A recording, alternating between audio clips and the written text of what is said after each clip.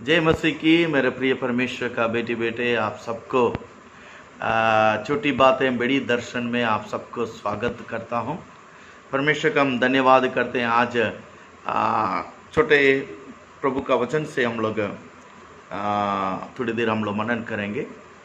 दूसरा राजाओं का किताब 5वां अध्याय उसके 10वां पद से हम लोग पढ़ते हैं। ये वचन हम सब लोग जानते हैं।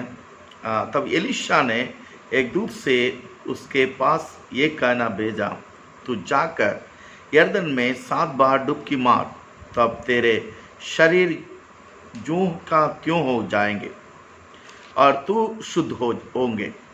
परंतु नामान क्रोधित हो ये कहता हुआ चला गया। मैंने तो सोचा था कि अवश्य वो मेरे पास बाहर आएगा और खड़ा होकर अपने परमेश्वर यहोवा से प्रार्थना करके कोड़ के स्थान पर अपने हाथ फेर कर कोड़ को दूर करेगा। क्या दशमिक की अबामा और पपर नदियां इस्राएल के सब जलाशयों से उत्तम नहीं है? क्या मैं उनमें स्नान करके शुद्ध नहीं हो सकता? इसलिए वो क्रोध से भरा हुआ लौट कर चला गया। तब उसके सेवक पास आकर कहने लगा, हे हमारे पिता, यदि भविष्यवक्ता तुझे कोई भारी काम करने की आज्ञा देता तो क्या तू उसे ना करता? फिर जब वह कहता है कि स्नान करके शुद्ध हो जा, तो ये कितना अधिक इसे मानना चाहिए। तब उसने परमेश्वर के भक्त के वचन के अनुसार यरदन को जाकर उसमें 7 बार डुबकी मारी और उसका शरीर छोटे लड़के के साथ हो गया और वह शुद्ध हो गया। मैं परमेश्वर का धन्यवाद करता हूँ। मेरे प्रिय परमेश्वर का बेटी बेटे आप सबको परमेश्वर आशीष करे। जो लोग इस वचन को सुनते हैं, आपको सबको मैं धन्यवाद करते हैं, हम आशीष करते हैं। परमेश्वर आपको आशीष करे। विशेष हम जानते हैं नामान नामक एक सेनापति था जो आराम के राजा का। वो हम सब लोग इस बात को जानते हैं। वो कोढ़ था, उसके घर में एक लड़की थी, उसके द्वारा संदेश मिला। वो जाकर इसराइल में जाकर भविष्यवक्ता के पास जाएं, ये मेरा स्वामी शुद्ध हो जाएंगे। इस सारे बातों को हम जानते हैं। उसी नामान ने एक विश्वास के साथ, उम्मीद के साथ हमें इसराइल में आया। जो परमेश्वर का दास जो एलीशा के पास आया, तब एलीशा के पास आया, हमें वो आकर एलीशा के दरवाजे में खड़े थे, बाहर खड़े थे। तब एलीशा बाहर नहीं आया। वो अपने सेवक से कहा, ये जाकर यरदन नदी में 7 बार डुबकी लगा दे। अब देखिए, इस बातों में वो बहुत क्रोधित हो गया। क्यों क्रोधित हुआ? कारण उनका सोच ये था, इसने ये सोचा, वहां लिखा है 11 पद में, इसने ये सोचा कि अवश्य वो मेरे पास बाहर आएंगे। जो परमेश्वर के दास मेरे पास बाहर आएंगे, वो जहां कोड़ है वहां चूक प्रार्थना करके शुद्ध करेगा, सोचा। लेकिन हुआ क्या है? तुम जाओ यरदन नदी में डुबकी लगाओ 7 बार। देखिए, एक विश्वास के साथ, उम्मीद के साथ, सब तैयारी में चंगाई प्राप्त करने के लिए आए हैं। जो परमेश्वर का दास, प्रभु के अभिषिक्त भविष्यवक्ता के पास आए। लेकिन तुम्हारा अंदर विश्वास है नामान, ये सच है। तुम्हारा अंदर उम्मीद है, ये भी सच है। तुम तैयारी में आया, ये भी सच है। लेकिन आप देखो, आपकी जो हमें छुटकारा, चंगाई का रुकावट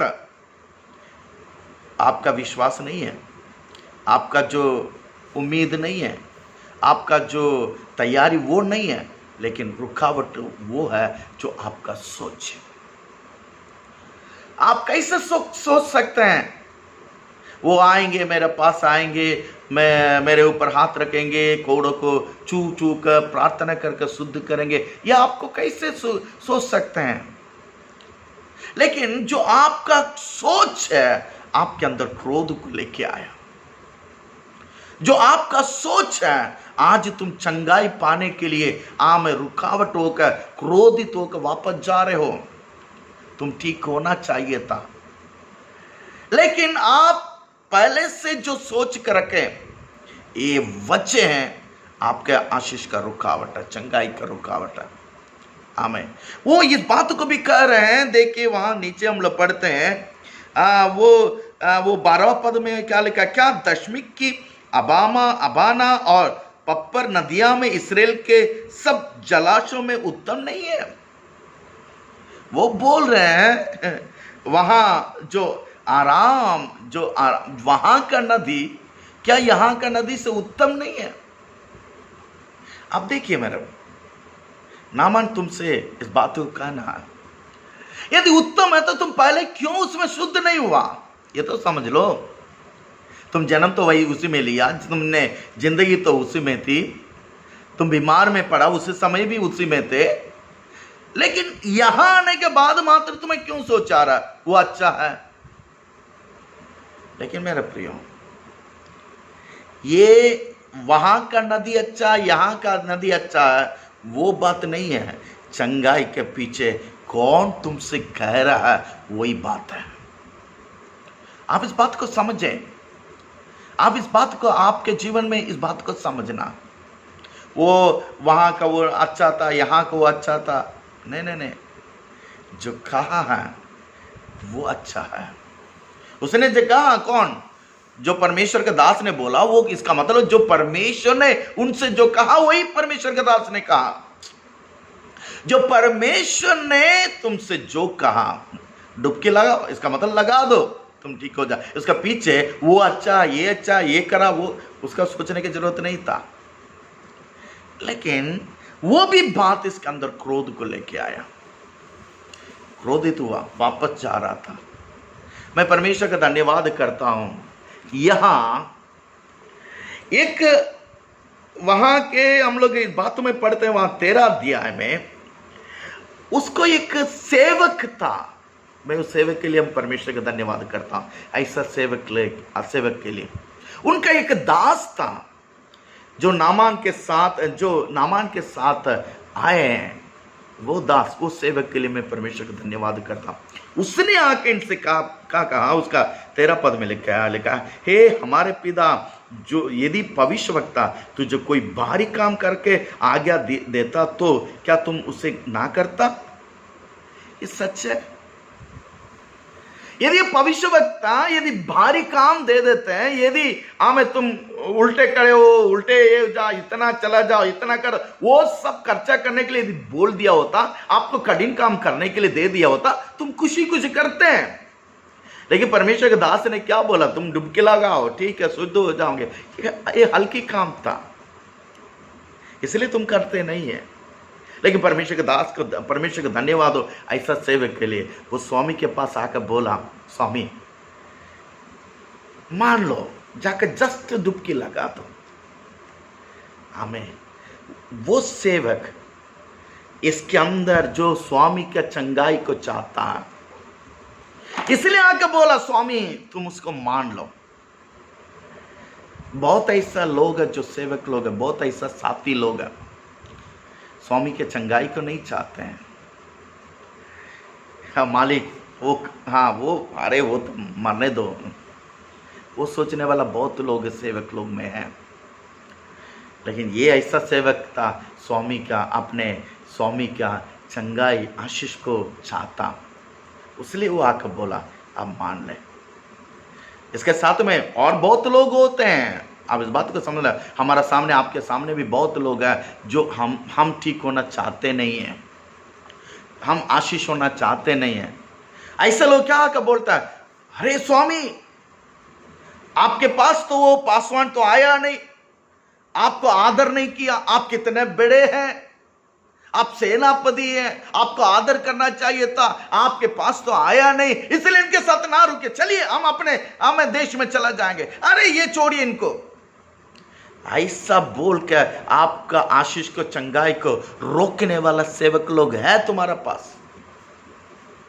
लेकिन प्रभु का धन्यवाद करता हूं, ऐसा सेवक है जिन्होंने आकर रिक्वेस्ट किया, नहीं स्वामी, वो आया नहीं, ठीक है, तुम्हें छुआ नहीं, वो भी ठीक है, लेकिन उसने जो कहा वो तो कर दे।